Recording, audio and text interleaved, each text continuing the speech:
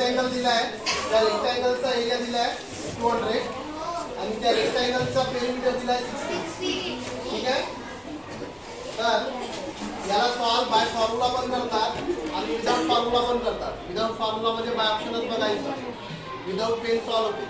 Pen लावायची गरज नाही आहे, डायरेक्टली डोळ्याने सॉल्व करायचं. ही 4 ऑप्शन आहे.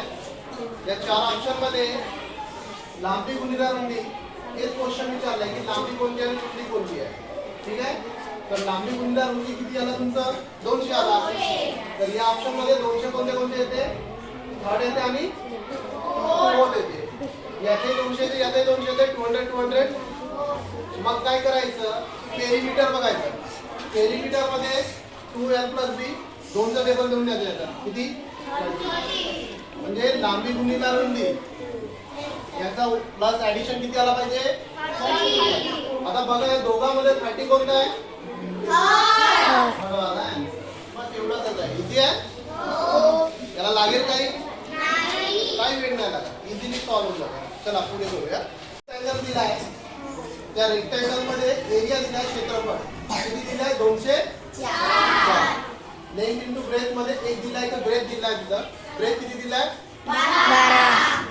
या दोघांचं मल्टिप्लिकेशन म्हणूनच 204 बनलाय. म्हणजे तुम्ही 12चा भाग दिला तर तुम्हाला लांबी भेटणार. 12चा भाग दिला तर लांबी किती, हा इथपर्यंत आहे. त्याच्यानंतर त्या क्वेश्चन मध्ये म्हटलं आहे की तुम्ही किती कमी करणार, तर चौरसचा स्क्वेअर 144 भेटणार. चौरसचा स्क्वेअर 144 भेटण्यासाठी तुम्हाला माहित आहे हे कशाचा स्क्वेअर आहे, 12चा स्क्वेअर आहे. म्हणजे बाजूचा स्क्वेअर आहे ना याचा फॉर्म्युला. म्हणजे बाजू किती भेटते 12 पाहिजे होतं तुम्हाला. तर लांबी किती आहे 17 मधून किती कमी केलं तर 12 भेटणार, 5 कमी केलं तर तुम्हाला 12 आन्सर भेटणार.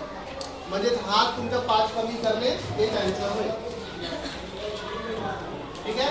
ते क्वेश्चन मध्ये म्हटलंय की 5 कमी किती कमी करणार, 5 कमी करणार. ठीक आहे. चला पुढे